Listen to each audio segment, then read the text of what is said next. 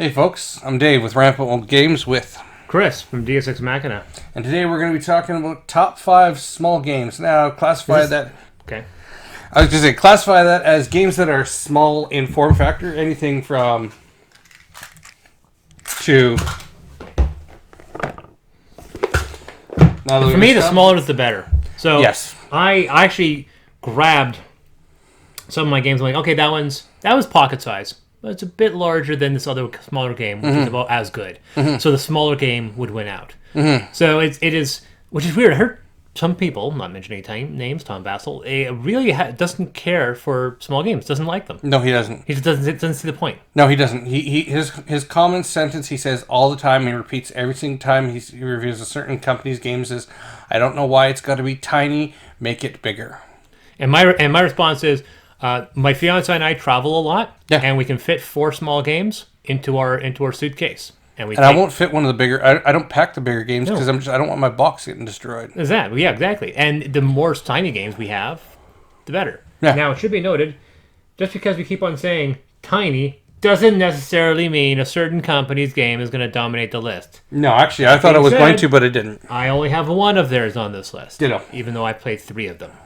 Yeah, I own 3 or 4, and I guarantee I think I know what yours is, and I think it's different than mine because I almost had it, and then I decided at the end to push it off. Okay, all right. So, top 5 small games.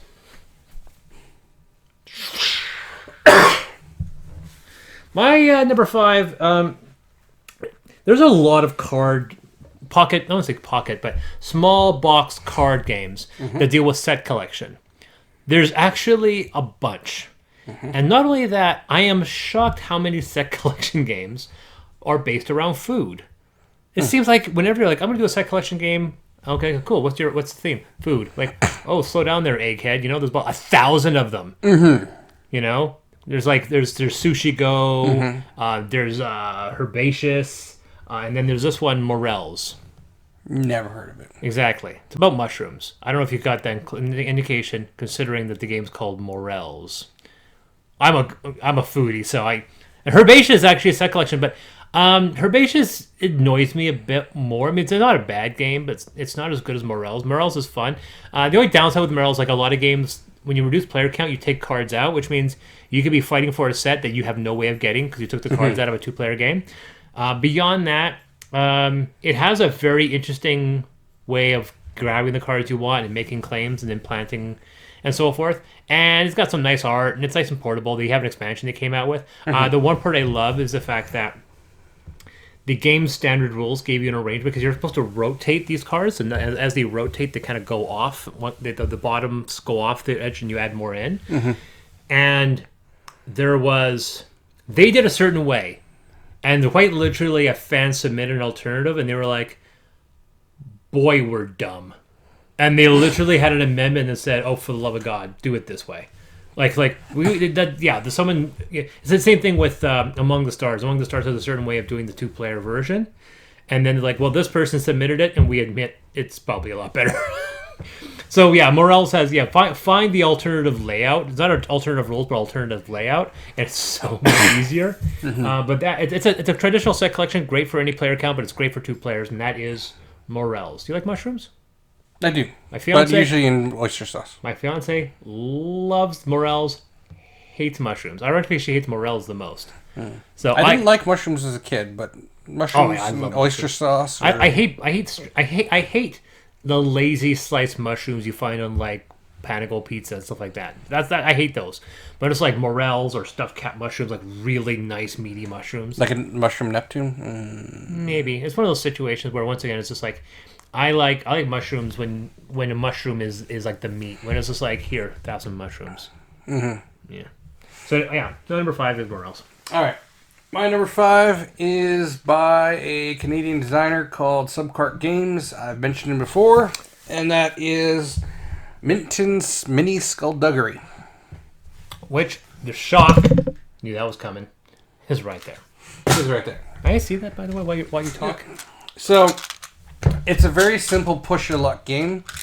It revolves around rolling a dice that is then set to what you're trying to achieve for your rolls. The more times you achieve that roll, then the more points you get. And if you roll and you don't get that roll, then you're done. And it moves on to the next person. Skulls in it. Yep. But there is one interesting part in that game. And it's for those who really hate what happened to Indiana Jones, and that's the Crystal Skull.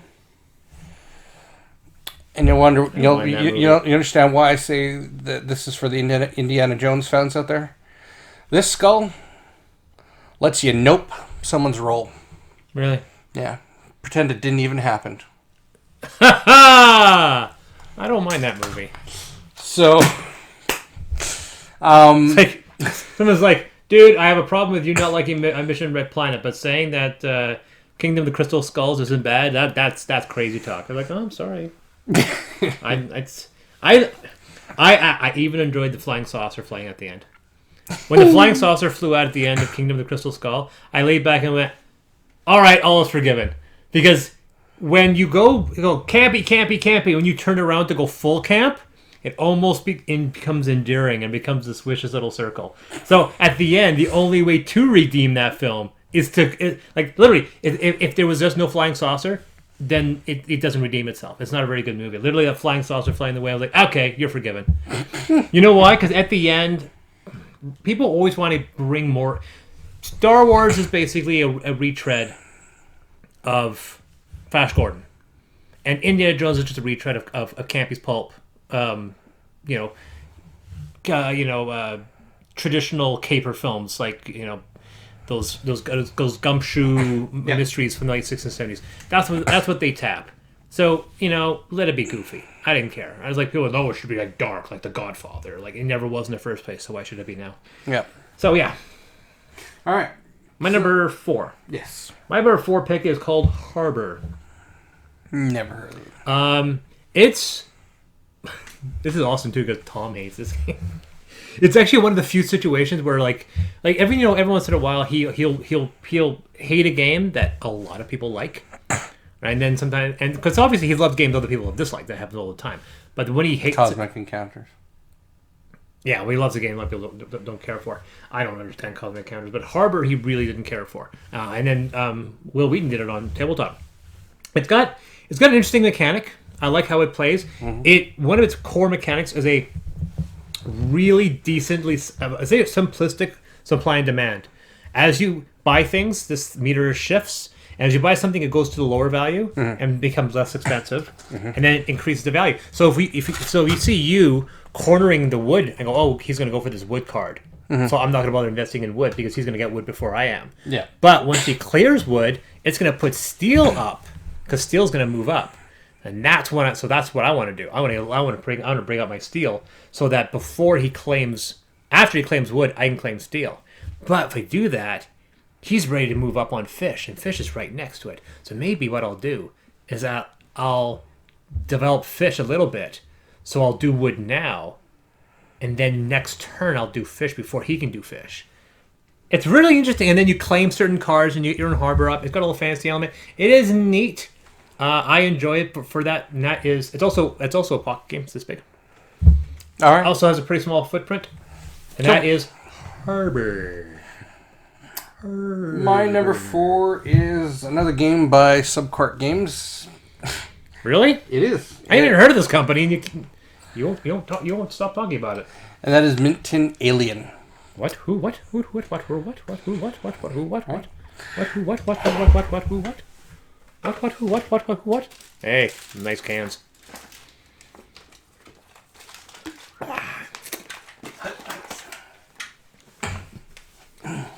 Minton Aliens. Do they do that other Mint game? Minton Pirates. But if you're thinking about Minton Works and Minton Delivery, no. No, that was done by... Took our ideas. Damn. Yeah, can't remember. All the Americans stealing all the jobs from the Canadians. Yeah.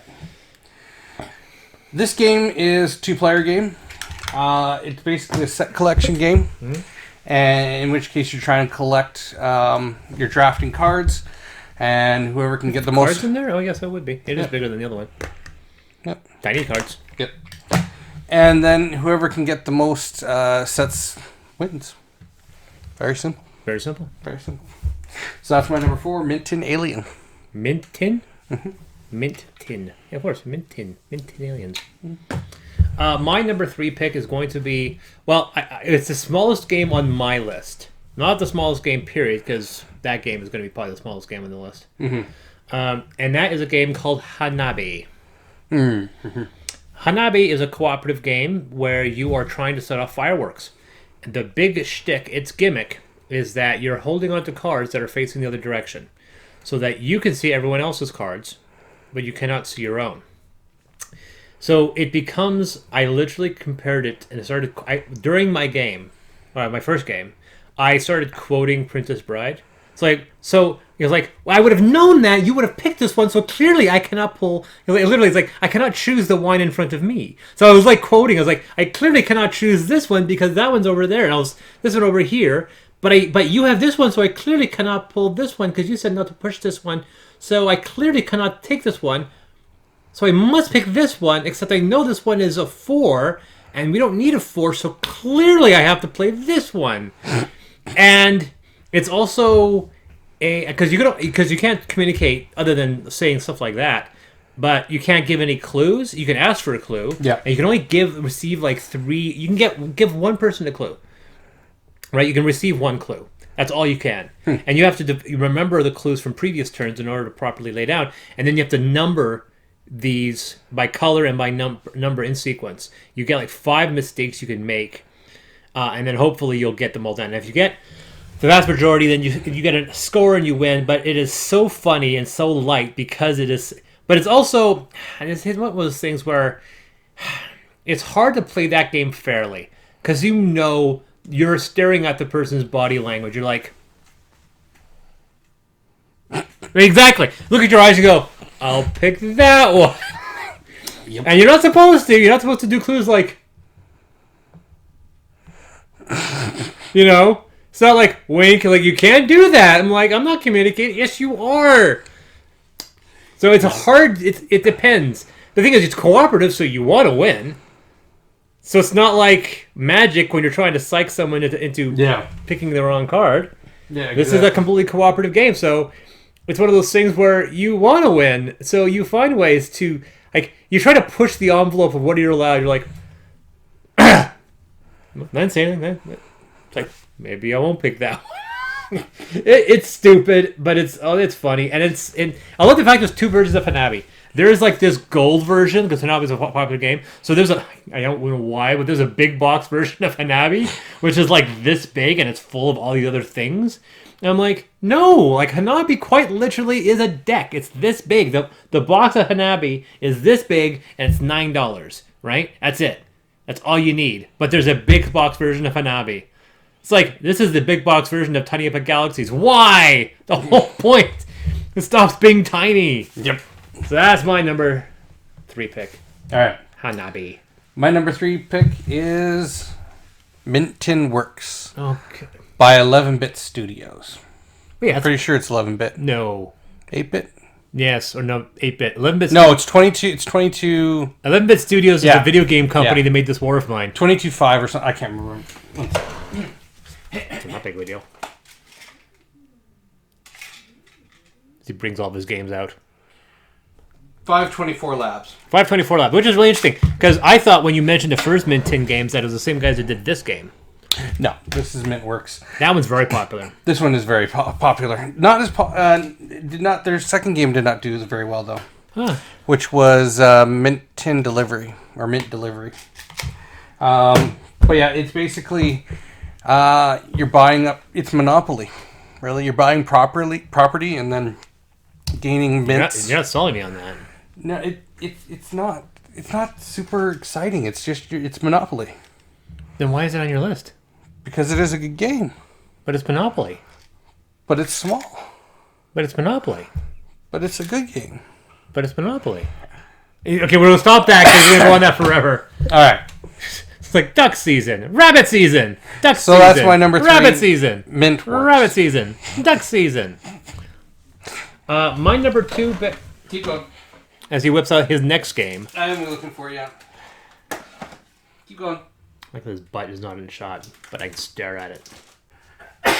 My number 2 pick to my audience is Tiny Epic Galaxies. Because I had to pick up Tiny Epic Galaxies, and so it's going to be this one. Or an epic tiny game. It's going to be an epic game. So I picked Tiny Epic Galaxies. I almost put on a few others, Tiny Epic Quest or Tiny Epic whatever. Tiny Epic Testicles, whatever. But the reason why I picked Tiny Epic Galaxies is that's the one that whenever we want to take a game, pocket game with us, Tiny Epic Galaxies is just what we took. When we went to Vancouver, it was literally glued to us. We played it at Stormcrow Tavern. We played it at the hospital when we were waiting for Nicole to get her appointment in. And I know exactly what he picked. Tiny Epic Galaxies is a fun game. It's got some rolling, some die placing, which is my favorite mechanic. I actually think I played Tiny Epic Galaxies more than most other games I've ever played. Yeah. So that's my number 2 pick. My favorite of the epic games, the tiny epic games, Tiny Epic Galaxies. My number 2 game is Sprawl Opolis. That's the whole game right there. That is pretty much almost into. No, this is the scoring card. The actual game is that big. Really? That's the game. By Jason Tagmeyer. It is. You think they would have made the scoring sheet fit that same thing then? Yeah. Because you whip out your business cards and no, that's my game of Sprawl Opolis. Now, having said Jason Tagmeyer, it's got different people's names on it, which is kind of weird. Anyways, it is basically SimCity, but cooperative. Oh. So you're trying to build a city together, and you have different goals like... Building a city. Do not overlap any cards. City went past the edge of the table. Don't cross the streams. Fewer parks than any other zone type. Do not taunt the game. Doubled my scoring goal. Made a symmetrical shaped city. Don't lean forward in a car going uphill.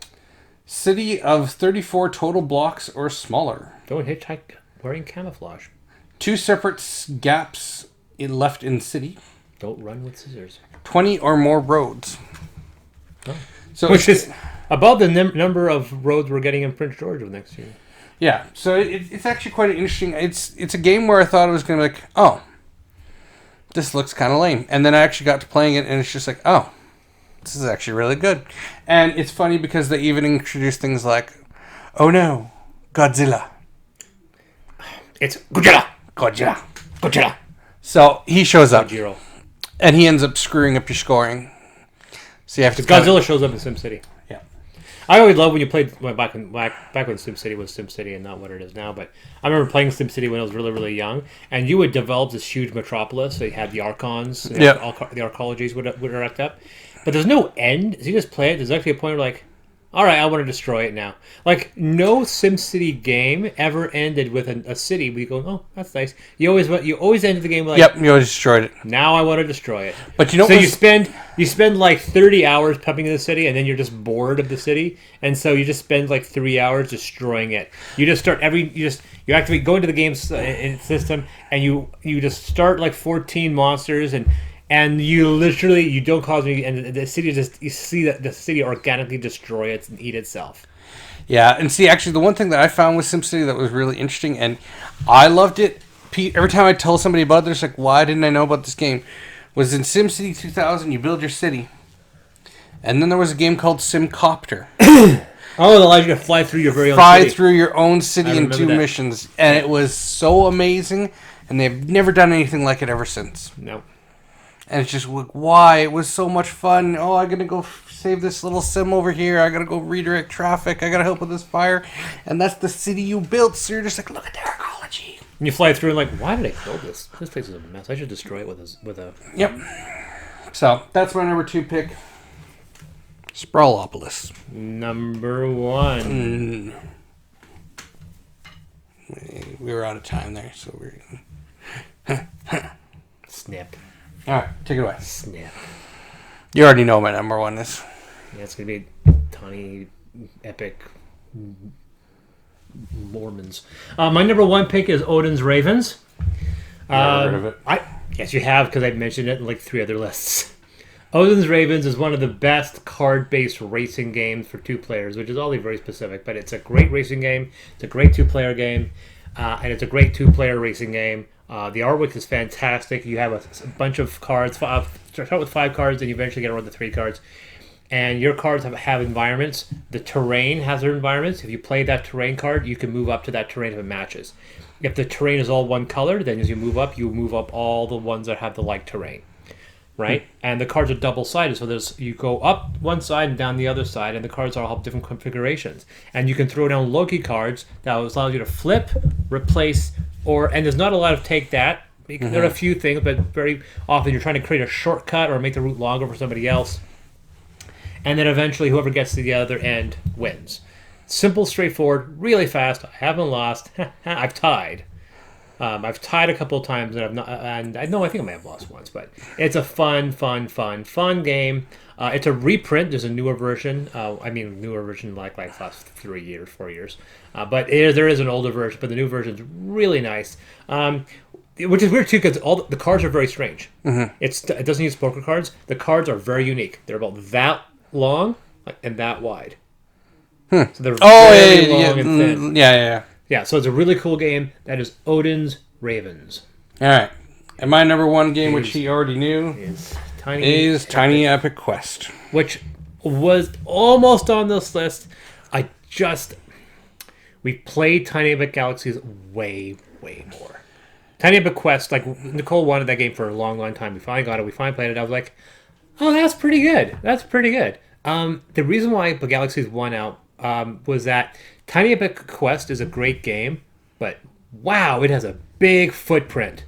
Yes. For a tiny epic game, yeah. Though it uses a board size that's like it could have been an actual full-size game. Speaking of what Tom said, like Tiny Epic Galaxies, you can play on a seat, right? You have a dice tray inside the box, and that's it. You can compact the game in a very small. And we played it. You cannot play Tiny Epic Quest at a restaurant. No, impossible. You can play Tiny Epic Galaxies. Yeah, but go on. Oh no, it's a good game for what it is. You end up you place out your kingdom, and then you move your people around it. It was their first iteration of ever having item eeples. Yeah, the fact that your meeples can be armed. That, have to admit, that's almost brought it on the list. Yeah. But you can actually put little tiny swords and little shields on your meeples. Yeah. That isn't as interesting in the fact that the little place where you put the armor is this little tool rack. Little tool rack where you poke all the weapons rack. Yeah. The weapon rack is pretty cute. It is pretty cute. Did you back Tiny Epic Mix? Yes. I did not. Yeah. I'm not quite sure when it's arriving, but so that's my number 1 Tiny Epic Quest. It's with spot UV coating.